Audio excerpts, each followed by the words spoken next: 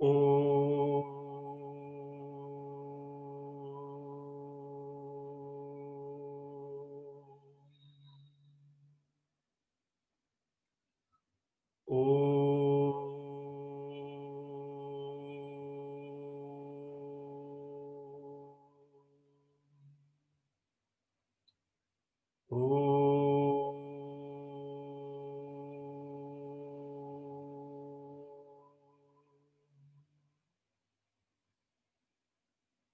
ॐ सहनाववतु सहनौ भुनक्तु सह वीर्यं करवावहै तेजस्विनावधीतमस्तु मा विद्विषावहै। ॐ शान्तिः शान्तिः शान्तिः। सदाशिवसमारम्भां शङ्कराचार्यमध्यमाम् अस्मदाचार्यपर्यन्तां वन्दे गुरुपरम्पराम्। रामो राजमणिः सदा विजयते रामं रमेशं भजे। रामेणाभिहता निशाचरचमु रामाय तस्मै नमः। रामान्नास्ति परायणं परतरं रामस्य दासोऽस्म्यहम्। रामे चित्तलयः सदा भवतु मे भो Ram मामुद्धर।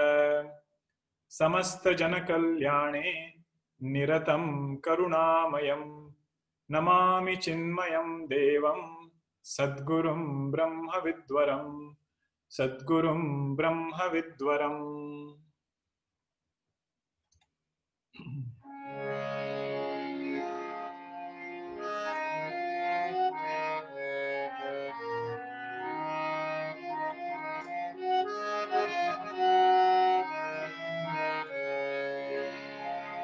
क्षीराब्धिशयना Narayana क्षीराब्धिशयना Narayana श्रीलक्ष्मीरमणा Narayana श्रीलक्ष्मीरमणा Narayana क्षीराब्धिशयना Narayana क्षीराब्धिशयना Narayana श्रीलक्ष्मीरमणा Narayana श्रीलक्ष्मीरमणा Narayana Narayan Sriman Narayana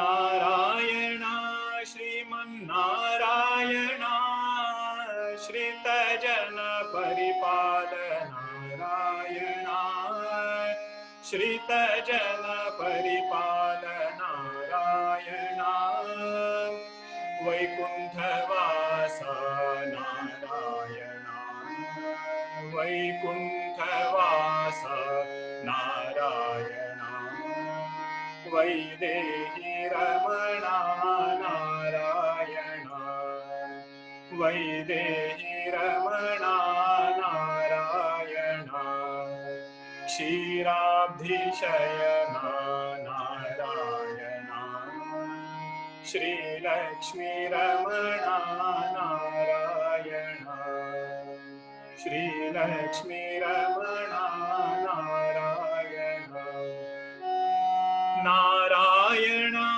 वेदपारायण Narayan वेदपारायण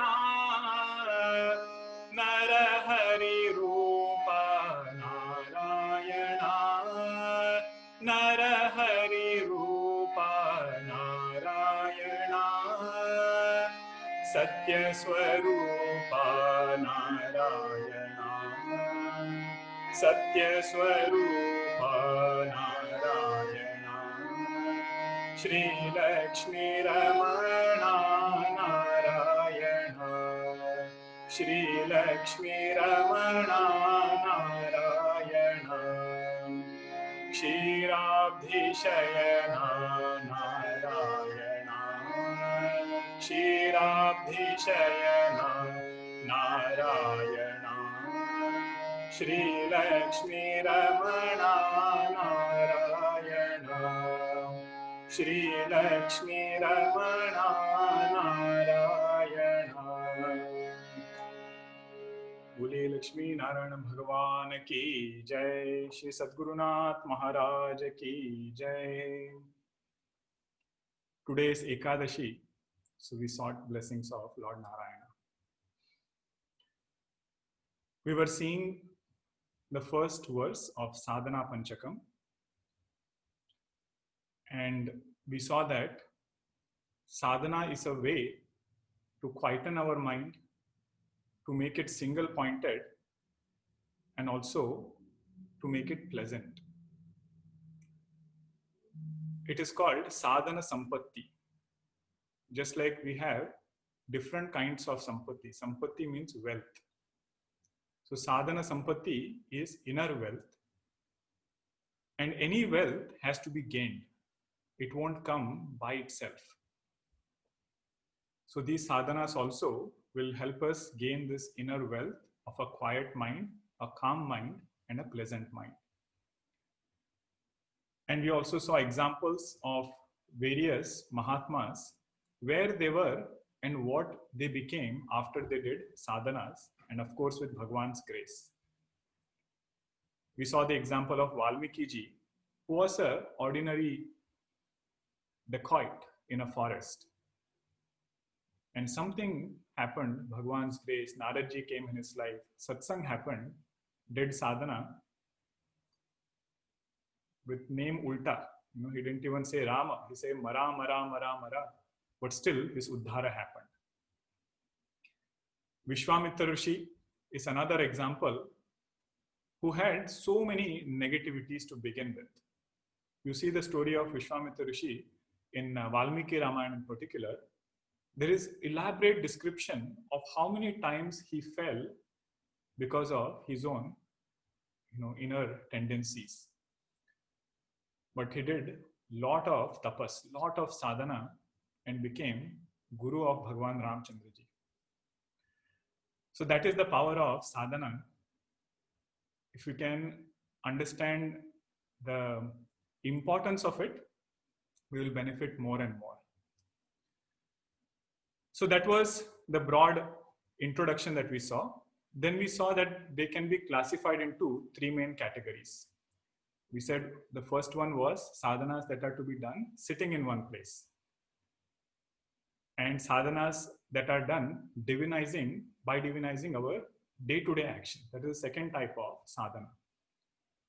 And third type was self-introspection in the light of scriptural teaching. Merely going within is sometimes not very beneficial.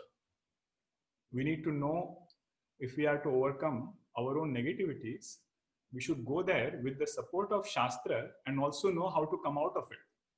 So coming out, we saw, is with Bhagwan's grace, with the developing devotion to Bhagwan. That is the best way to remove our inner negativities. So more of self-introspection, that was the third sadhana. So now we can chant the first verse. We already saw the meaning of the first sadhana. We'll chant it together. Vedo nityam adhiyatam taduditam karma swanushtiyatam tene shasya vidhiyatam apachitihi kamye matistyajyatam papaughah paridhuyatam bhavasukhe dosho nusandhiyatam Atmecha vyavasiyatam nijagruhat turnam vinirgamyatam. So the first sadhana that Bhagwan Shankaracharya ji gave us was Vedo Nityam Adhiyatam. Study the scriptures every day. If we cannot study Upanishads, take Bhagavad Gita or other texts which have similar understanding as the Vedas, which are in line with the Vedas. Bhagavad Gita is the best example, and study some portion of it so that the samskaras keep forming and it helps me take decisions in my life. When we keep our familiarity with these texts, it becomes our natural way of thinking. Right now, this text is probably there somewhere which I open maybe once a week. That is where we all start, but gradually it starts speaking to us. This is what Vedo Nityam Adhiyatam will do. Secondarily, we can also do Vedic chanting every day. So any Parayanam that we can continue, that is also considered as studying the text. Secondarily, okay, Vedo Nityam Adhiyatam. Then the sadhana that was pointed out was Tad Uditam Karma Swanushthiyatam. Means having studied the Vedas, there are certain karmas which are mentioned in the Vedas that we should do with lot of sincerity. Swanushthiyatam, do it very, very well. Not just well, do it very well. And then that is where we saw what are the different types of karmas which are mentioned in the Vedas. So broadly, they are classified into 6 categories. First one was Nitya Karma. Karmas that I have to do every day, like Sandhya Vandanam, etc. Then comes Naimittika Karma, which is done on special occasions. For example, Shraddha Karma is something that we do on certain occasions, which is not done every day. And both these, Nitya and Naimittika Karma, will help in purifying the mind. It will make it more calmer. Sandhya Vandanam and Gayatri Mantra in particular, those of you who do it, you will see the result right away. Right away meaning if you do it well. So it helps in calming down the mind, purifying the mind. So this was Nitya and Naimittika Karma. Then there was something called as Kamya Karma. It is natural for humans to have desires. So Vedas say, if we have desires, there is a dharmic way to fulfill them. That portion is called Veda Purva portion, and it is called, those karmas are called Kamya Karmas. Their desires were much more, higher. They were not of only this world, they were of even higher worlds. If somebody had a desire to go to Swarga, remember, Swarga going is not for its own sake, but to have superior kinds of joys, superior kind of happiness. We move from one country to another also with the same desire sometimes, to have greater source of happiness. So it is said if that is there is a dharmic way to fulfill that desire. So that was Kamya Karma. Then was Upasana Karma. So if desire is to go to higher worlds, only karma is not sufficient. There are subtler meditation practices given in Vedas with which this sadhaka can go to higher worlds. That is called as Upasana Karma. Same Upasana, if done without desire, gives Chitta Shuddhi. Okay. So this point I had mentioned earlier also. And whenever we discuss Upasana somewhere, we'll elaborate more on that. Next karma, the 5th one was Prayaschitta. Prayaschitta means there is some guilt feeling in the mind because of some action which was done which should not have been done.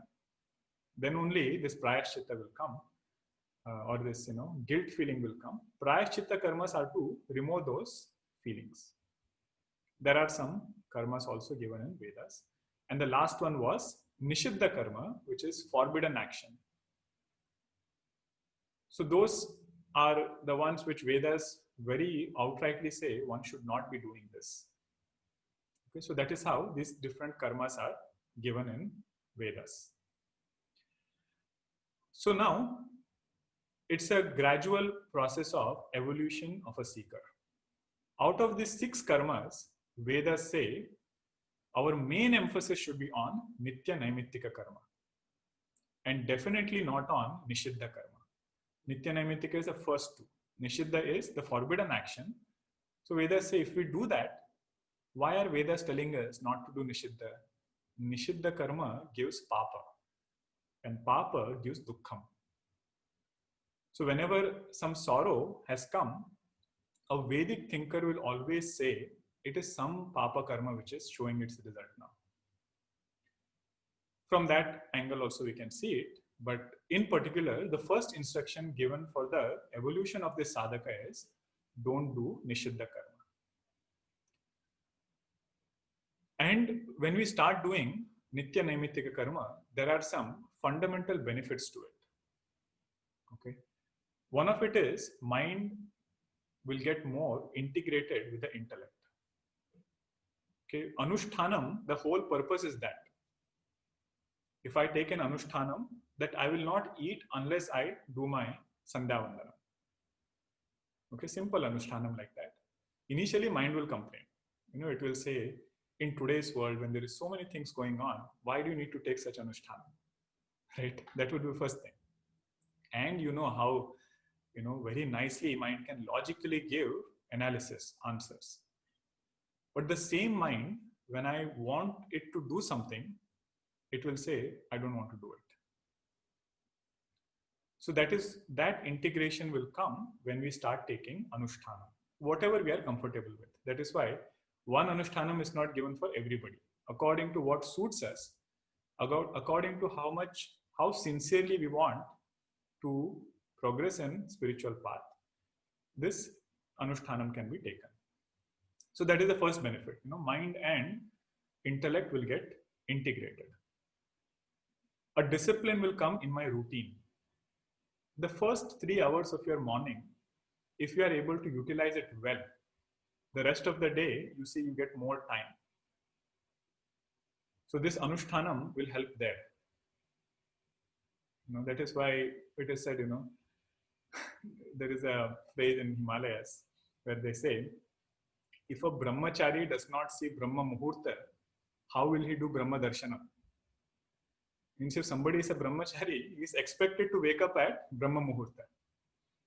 If you have not done Brahma Muhurta Darshanam and you are set to do Brahma Darshanam, right? So that discipline will come with Vedo Nityam Adhiyatam and Karma Swanushthiyatam, okay? Taking up that Anushthana. It will also train us to sit in one place. If not anything else, if you sit down for some puja or something, 4 hours, if we are able to sit in one place, that itself is a great benefit of Vedic karma. There will be so many things to do. Mind will also stay there. Panditji will say, bring this, bring that, and so many other things will be there. Mind will be very focused, and it will also learn to stay in one place. Otherwise, you try sitting in one place for not 4 hours, 4 minutes. Sometimes even that becomes difficult. Mind goes here, so many places it goes. So that is the benefit of Vedic karma. Okay, so this much is enough. There are several others, but we can just take few of them which are beneficial to us, which we can relate to right away. And it is not, as I said in the last class, binding us. It is saying we are already bound. That mind which is not available to me, that person is a bound person. That whole life is going on based on what mind wants to do. I have so many goals, so many desires, aims. Desires are still there, but even those are not getting fulfilled with a mind which is distracted. So Vedic karma will help us in that regard. Now somebody says, you spoke about Vedic karma, everything is good. And Bhagwan also said, Taduditam karma swanushthiyatam, do those Vedic rituals every day. Now we don't know those many Vedic rituals to begin with, right? Somebody has learned it, but we ourselves are not that qualified to do those rituals, nor do we have that knowledge. Some of them do, but not everybody. So how can we understand this particular sadhana? One way to understand it is, even if we cannot do it ourselves, we should have reverence and faith in that ritual. If Vedas have said it, there is some merit to it. And those people who are doing those rituals, we should also have reverence and respect for them. If we can support them, nothing like it. So periodically, if we can arrange some Vedic rituals, either in our own house or be a part of the one that is organized in a community, That is why ashrams have collective pujas, collective homa. But this thought process should be very clear how it is relating to my sadhana. So all the benefits that we mentioned earlier, right, all of that will tie in there. And also, we'll be able to support those who are able to do those rituals for us.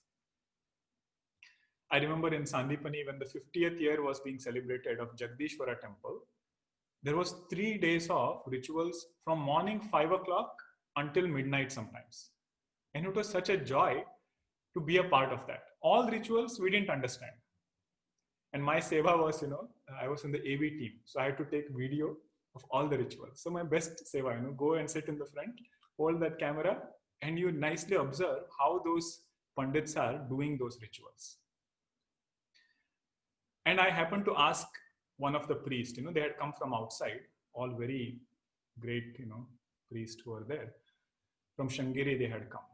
So I asked one of the priests to explain one particular homa that they did. It was called Kalabhivruddhi Homa. They had tied one string from the Yajna Kunda all the way inside to the deity.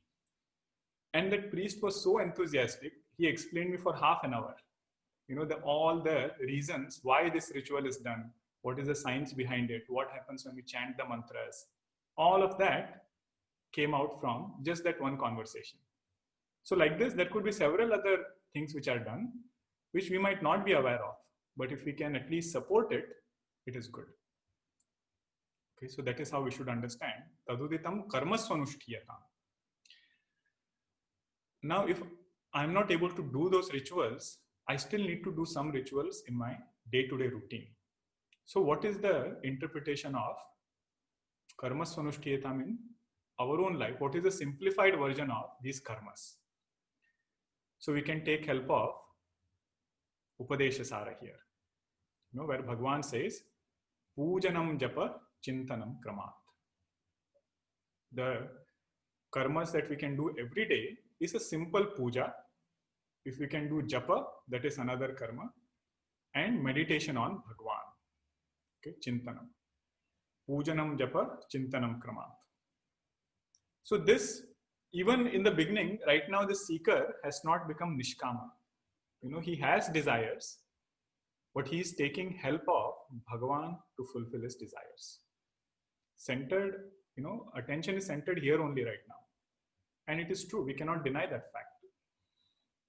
But where do we seek the support to fulfill those desires?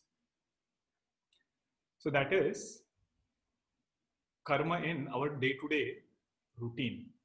Okay, puja, japa, chintanam. And if you see Gurudev's letter in the beginnings, when he used to write to devotees, he used to emphasize this so much. Especially japa sadhana, Gurudev used to say, it doesn't matter which name you take. He used to, sometimes give Om Namah Shivaya and so many other, according to the devotee. But he used to say, at least take something and start somewhere. It is our own sincerity which will give power to that sadhana. Because same sadhana, several people do, right? We see difference in result. So what is that which is making the difference in result come? It is our effort, our sincerity, our regularity with which the sadhana will have its phalam. The result of that sadhana will be seen. Okay, so that is in our today's context, how to understand this karma. Even if we are not able to do Vedic karmas directly, we can support them and take the simplified versions and sincerely start practicing in our life. Now somebody says, this is karma related to one specific time and place. I have some time in my day where I'm doing this karma very well, puja, japa, chintanam, etc. What about my other activities that I'm doing? So we can also apply the same thing for our daily activity also. Karma svanushthiyatam. Do it so well that it becomes your recognition. Recognition meaning, sometimes you see, what do you call that? Attention to detail. And looking at that, who has done it? So that should become our signature. Swanushtiyatam also means when we take up some work, making sure that we see the completion of that work which we have taken up. This is also another signature of this person now. Sadhaka we call. Means if something is given to him or her, that work does not need to be followed up over and over again. This is called karma swanushthiyatam. And what happens is, when we start doing things in this way, mind becomes single pointed. So whenever there is attention to detail, or even mind is there where our hands are, mind develops this ability to stay in one place. That itself gives a lot of joy. And you must have seen in your own life, whenever a thing gets accomplished well, when you are satisfied that you have done your best in something, it gives some joy. There is an unsaid joy in that also. The result might be something else, but now that karma done well gives certain joy. Okay, so that's why it is said karma swanushthiyatam, and this particular attitude will also bring a lot of endurance. Mind has a tendency sometimes to drop actions or things that we have taken right away, because it's not either working the way we want it, or it seems too much of an effort. What is the best thing? Just drop it. So it is said, no, karma swanushthiyatam. Endure to the end and make sure whatever you have started sees the end of that particular action. This is karma swanushthiyatam. Now something wonderful happens here. Until this point, this sadhaka was doing actions, no doubt, was doing it very well, no doubt. But the attention was always on the result of action. Attention was always on what am I going to get from this action. And while doing this, karma swanushthiyatam, satsang should keep going on. Different ideas should keep coming in. Then this seeker starts thinking. He starts thinking that I have been doing so many things in life. Although I have got results of those actions, they are very limited. Meaning those objects which I thought will make me so joyful, give me so happiness, I realized after something, the charm of that object started diminishing. Now it's lying somewhere in my garage. So many things are there which I thought I was so excited when the first time I got it. So then he starts thinking, is there a way out of this? When I'm doing karma just for myself, no doubt I'm able to accomplish it. But there is so much uncertainty involved, and there is so much of stress involved in this. And even after I get it, there is no guarantee of fulfillment. So this is one aspect. This sadhaka starts thinking. And he realizes, in this cycle of fulfilling my desires, I have thickened my earlier vasanas. I already came with one set of vasanas. And now, by fulfilling these desires, I'm realizing that that vasana bundle is getting thicker and thicker. So that is the second thing this sadhaka starts thinking. And third thing, he wonders now, who is the one who is giving me these results?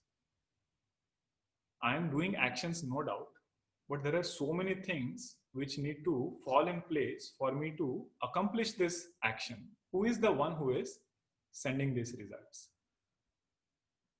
That is when the third instruction comes in, Tene shasya vidhiyatam apachitihi. So Bhagavan says, all the karma that we were doing so far, there has to be a switch in attitude while doing those karmas. The beautiful thing is, nothing has changed when it comes to karmas outside.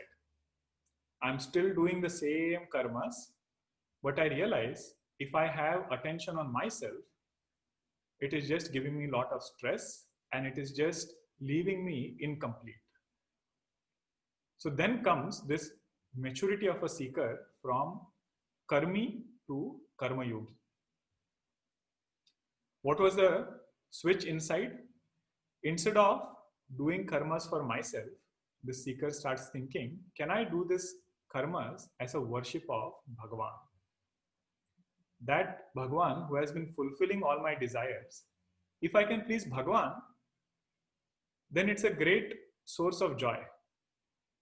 It's a maturity in thinking that will Bhagavan be pleased with the work that I am doing?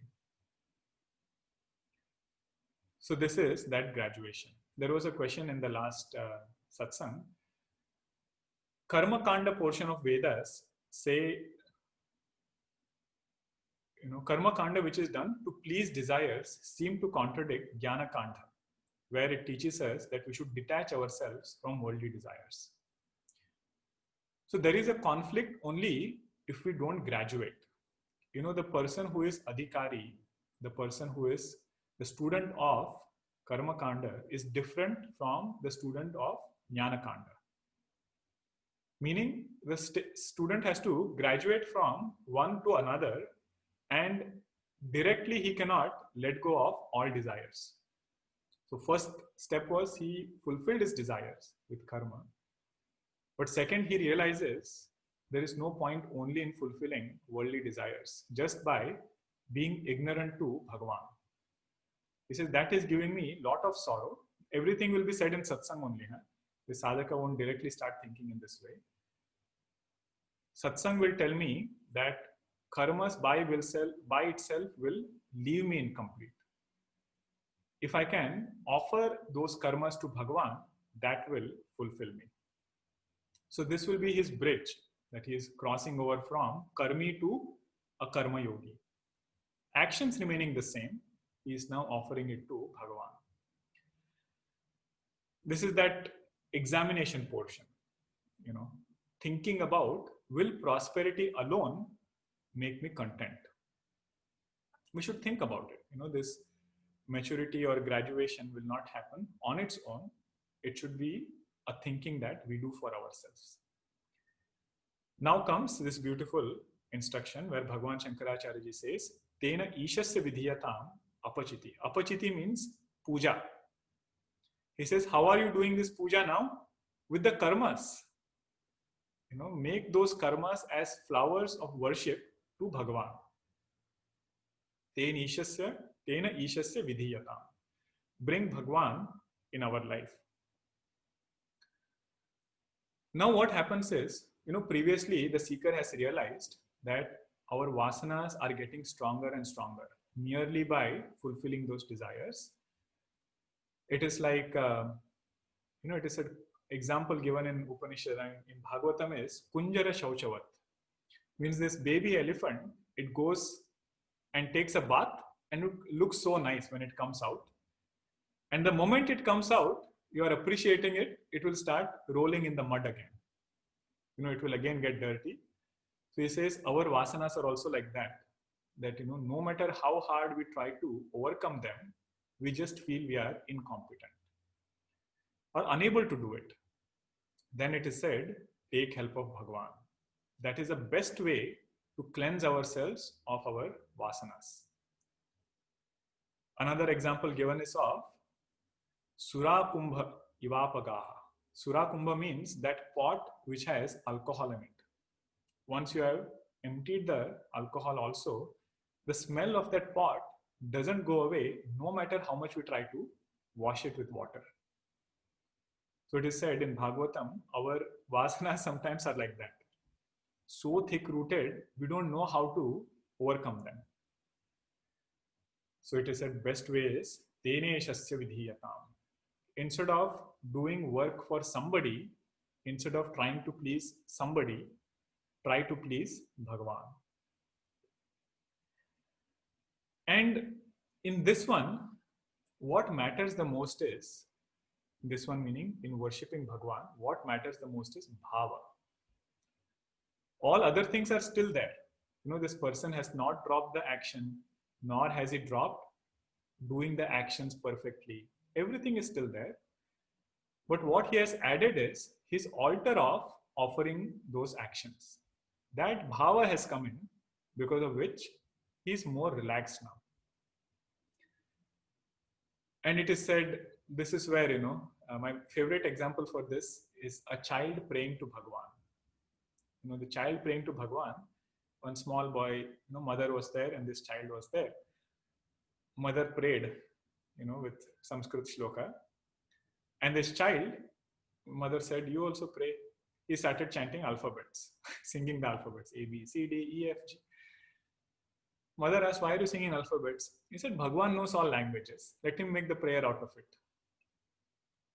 What I'm trying to point out here is, in Karma Yoga, what matters is bhava. It is bhava pradhana, that action being done well, what are we offering those actions to? Whom are we offering those actions to? There was another devotee who was a Sanskrit Pandita. And there was another student, both of them were students, and another one was not so good in Sanskrit. In Sanskrit, every word declines differently. So if you have Rama Shabda, it will decline differently. If it is Vishnu Shabda, it will decline differently because it is ending with U. But this person, he did not know Sanskrit well. So instead of declining it the right way, he kept on saying Vishnaya Namaha, Vishnaya Namaha, like Ramaya Namaha. Fourth case of Rama becomes Ramaya. He said Vishnaya Namaha. And this other person was worshipping as Vishnave Namaha, Vishnave Namaha. Fourth case, he was declining it properly. But go to see, both of them ended up in Vaikuntha with Bhagwan Krishna. Now, this person who knew Sanskrit, he was happy that he met Bhagwan, but he had one question. He said, Bhagwan, how come he also is here, this other student? He did not decline your name correctly. He said, Vishnaya Namaha, not Vishnave Namaha. So then Bhagwan, there is one beautiful shloka. It says, Murkho vadati Vishnaya, Dhiro vadati Vishnave, Ubhayostu samam punyam, bhava grahi janardhanaha. Murkho vadati Vishnaya. The one who doesn't know grammar will say Vishnaya. One who knows grammar, he will say Vishnave. Dhiro vadati Vishnave. But the result of both of them is Bhagwan is pleased because he is Bhavagrahi Janardhana. That is the main part. Karma Yoga is Bhava Pradhana. What is my feeling towards Bhagwan while doing actions? And you see the example that our Bhagwan Shankaracharya ji has given. He says, make actions as those flowers to, do puja of Bhagwan. Now you see how a flower is. Flower is colorful. You see so many flowers here. They have so much color in them. So he says actions also should have that vibrancy and enthusiasm, like those flowers. Flower is also very tender. You touch a flower, it's so soft. He says our actions should be with that softness. Not having himsa, not having harm, even at speech level, mind level, and also at action level. Okay, that tenderness should be there. And flowers in general are fragrant. What is the fragrance of a karma yogi? Fragrance of a karma yogi is selflessness. Same actions that this karma yogi, that karmi was doing, now he does with selflessness.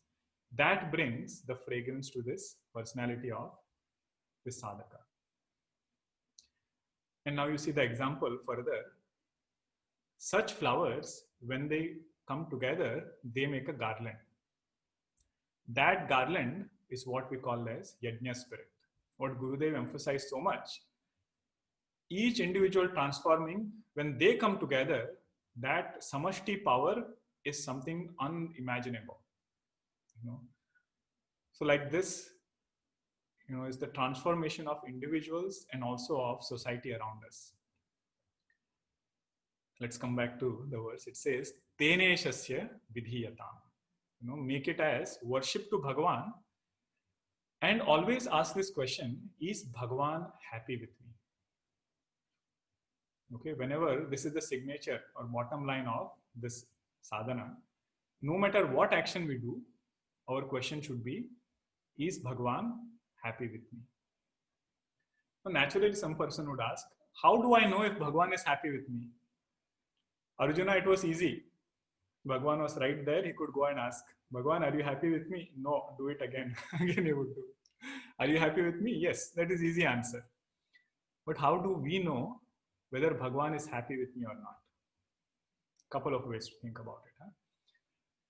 Think about, what did Bhagwan love when he was in his avatar? When he was walking on this earth as Bhagwan Krishna, Bhagwan Rama, what did he love the most? Simply put, he loved dharma. Those who did dharma, Bhagwan said, I am with you. Those who were trying to follow dharma, Bhagwan said, I am on your side. Tomorrow we will see this in Bhagavad Gita class. Huh? What Bhagwan can do for somebody who is willing to change, willing to follow dharma. So that is the first thing. If externally, when Bhagwan was walking on this earth, if he loved dharma so much, internally also, that Bhagwan which is seated in my heart, he loves dharmic thoughts. So if in my mind I have dharmic thoughts, understand Bhagwan loves us the most. Okay, that is the first way to understand. Second is, Bhagwan has given us an internal, device which tells us, how to take decisions in life. That is called as, I always mispronounce that word. I hope I get it right this time. Conscience. Okay, inner conscience is what will tell us if Bhagwan is happy. And this is a thing which we know for ourselves. Whenever we do things well, whenever we help somebody, whenever we do dharmic actions, there is a thought in mind which is called a clear conscience or a pure conscience. Okay, so that way, and if there is any doubt, Bhagwan makes sure that we are able to overcome that. We are able to have a clean conscience. When we have that, we know Bhagwan is happy with us.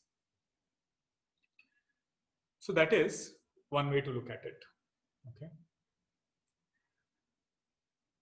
And if you just ask, right, when we say Tene Shasya Vidhiyatam, we should also ask, in any work that we do, what is our contribution actually? First thing to think about is our own body. This body, first of all, was not created by me.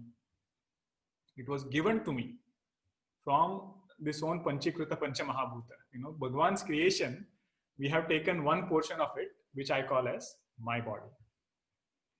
The sentiency which is there in it is also not created by me. Bhagwan's, sentiency is keeping this alive. And whenever we want to accomplish bigger things in life, we will realize we need a group of people to accomplish it. We need resources to accomplish it. Now, where do those resources belong to? They never belong to me. I can never claim that they belong to me. They were there before I came. Before I was born, everything was here. I had the privilege to be able to use those resources. Okay, so actually when we start thinking, we cannot but offer our actions to Bhagavan. This is the whole essence of Sundarkanda. We'll end with that. You see in Sundarkand what happens? Bhagavan sends monkeys, all of them. The south team is the strongest team that goes to the south. There is all, key players are there. Jambuwanji is there. Angada, Angadji, Hanumanji, Nalanila. Everybody is in the southern team. They accomplish the task, come back to Bhagwan Ramchandraji. Jambuwanji says a beautiful line. He says, Prabhu ki krupa bhayav sab kachu, janma hamara sufala bha aju. Prabhu ki krupa bhayav sab kaju. Bhayav sab kaju means everything was accomplished with Bhagwan's grace. And Bhagwan could have chosen anybody to accomplish this task. But he says, our janma is safala. Our birth is fulfilled. This life has become fulfilled because Bhagwan, you chose us to do this work, to do your work. That is this line. And later on, Bhagwan praises Hanumanji. He says, so many things you have done, Hanumanji. How did you accomplish everything? So Hanumanji says one line. He says, So sabatava pratapa raghurai, nathana kachu mori prabhutai. Means, Bhagwan, I know this very well, that everything that has happened is your grace only. And please don't praise me now, because I know this is your final exam. Bhagwan took several exams of Hanumanji, and it is said the last examination was when Bhagwan starts praising Hanumanji. He says, Bhagwan, please don't delude me with your Maya again. I know where I belong. I know where I am. Okay, so please give me this thought in my mind that may I offer all actions at your feet. Okay, so we'll pause here because we're running out of time, and then we'll see from this we'll dwell a little more and then continue forward. Okay, so we'll chant Shanti Mantra. There are some announcements, and then we'll also have some Q&A. Om Purnamadah Purnamidam Purnat Purnamudachyate Purnasya Purnamadaya Purnameva Vashishyate. Om Shanti Shanti Shanti. Hari Om Shri Gurubhyo Namaha. Hari Om. So there have been some questions which have been submitted on the form. So I will take them first, and then we'll see how much we can cover from the questions which are on the chat. So one question is a very nice, genuine question, which all sadhakas will probably relate to. It says, I'll paraphrase it, it's a long one. It's, as a student of music, I've done long hours of practice and sadhana to attain some level of proficiency. Now I'm performing somewhat frequently under the blessings of my teacher, and I'm recently dealing with something which didn't seem to affect me before. Whenever I perform, it is natural that at the end someone will come and compliment me on that performance. In the past, I would feel elated and accomplished because of those compliments. Nowadays, when someone appreciates any work that I do, I get a flow of thought which goes something like this. Did I really do that well? Do I deserve to be complimented? Are these thoughts signs that I have ahankara? If I say thank you, does it mean I am associating myself with this body which did the work? Should I just ignore the compliment?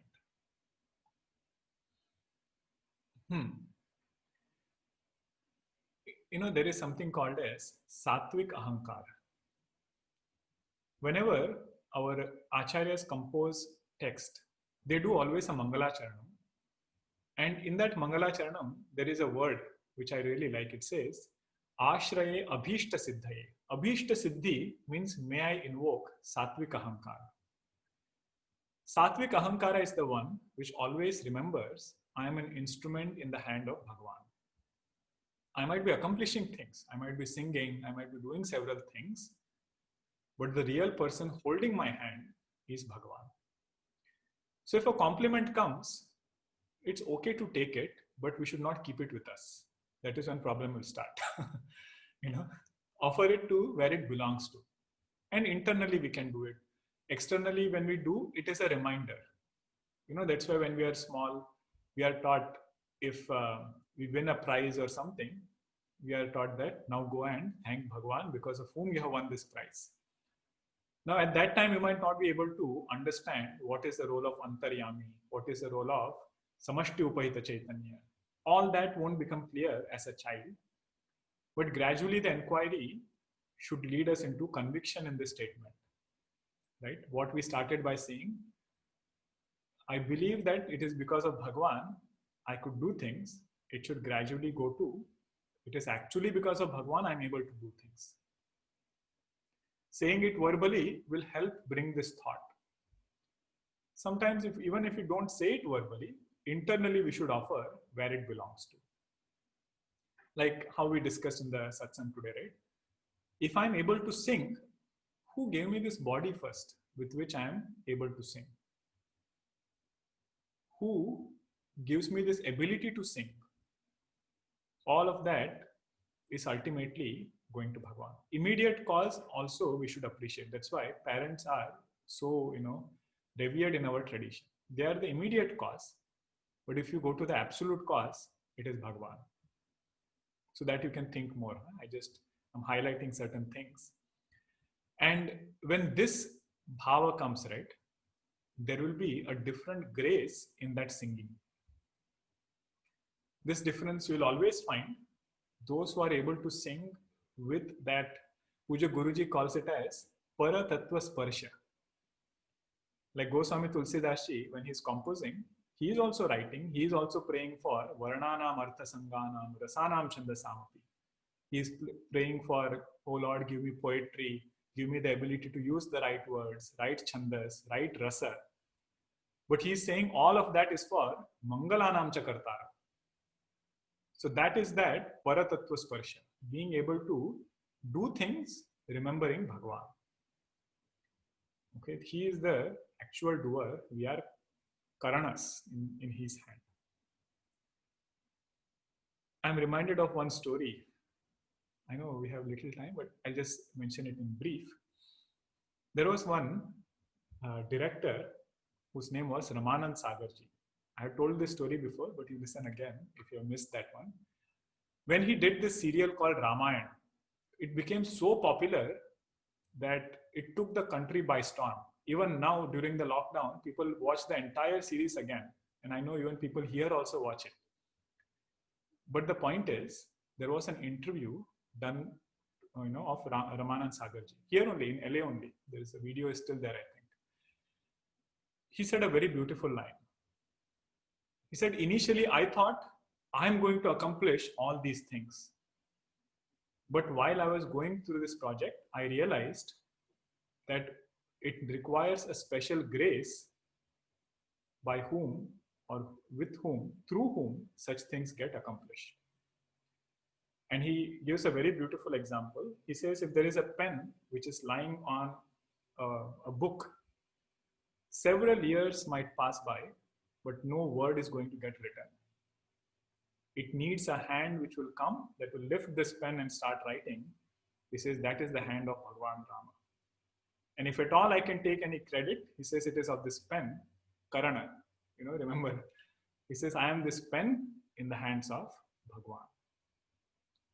So that is much more easier way to handle things. And we won't get too elated when people praise us. Neither will we get too depressed when we get some criticism. That is the best part of this. Everything belongs to Bhagwan. Praise also belongs to him. Criticism, I will improve whatever I have to, but ultimately it won't take me down. Okay, that is the power of Tene Shasya Vidhiyatam. All right. So I would very much encourage if you can submit your questions on that Google document so I can organize them, before, with the time that we have, we can spend sufficient time. And some questions I can also take in the lecture. Okay, so that way we can use our time efficiently. All right, so now I'm going through these questions from the chat. Can karma swanushthiyatam be taken as swakarma anushtiyatam? Yes, it is definitely swakarma only. Okay, swakarma means what? Doing actions which are enjoined to us right now. If you take Vedic actions, it will always be according to Varna and Ashrama. What stage of life I am in, Ashrama, and what is my aptitude, inner, what is the word? Tendencies you call. The aptitude is the best word actually. What is my inclination? Naturally, what do I get inclined to? If both those come together, I will be able to find what is my swakarma. When we do Bhagavad Gita, we'll see this elaborately. Okay, 4th chapter of Bhagavad Gita will talk about this. All right. Are Vedic karma and devotional meditation similar? Can we combine these? They are similar, but it is not. What I mean by similar is, within one Vedic karma, there can be certain portions of upasanas which are there, devotional meditations which are there. Meaning, for example, if somebody wants a higher world, the Vedic karma would be do this ritual, do this homa, etc. And after that, you'll also have to do certain upasanas. So in that way, it is together. While doing karma, we cannot do upasana. You know, it's a contradiction in the purpose of both of them. This will make it more precise. Karma is bodily action. Physically, you will have to do something. Upasana is manasa karma. It is mental action. Means thought you are using to do certain meditations. Okay, so in that way, they'll be different. Okay. So maybe we can take, I will note down the other questions and we'll take it up in the next class. Maybe if there is a shorter question, we can take. What encompasses Sandhya Vandanam practice? The main two components of Sandhya Vandanam practice is Tarpanam, offering Arghya, and doing Gayatri Japa. That is the fundamental part of Sandhya Vandanam. And there is certain other things also which are there, certain other mantras also which are there that go along with Sandhya Vandanam. And every Veda does it differently. Yajurvediya Sandhya Vandanam is different. Rigvediya is different. Mantras also will be different. But if you ask what is the essence of it, that is these two things. Offering Tarpanam to Lord Sun, Arghya to Lord Sun, and doing Gayatri Japa. More details, our Panditji will be able to explain better than me. This is what I have learned, for our Sandhya Vandanam, which was taught to us by different Panditjis. Okay, so I have noted the other questions, and I would very much encourage if you can submit these questions on the Google Doc. That way I can arrange it. These questions which were done today, we'll note it down, and our team is also very nice. They also help organize these things. Okay, so we'll conclude here. Om Shanti Shanti Shanti. Hari Om Shri Guru Bhyo Namah. Hari Om. Hari Om.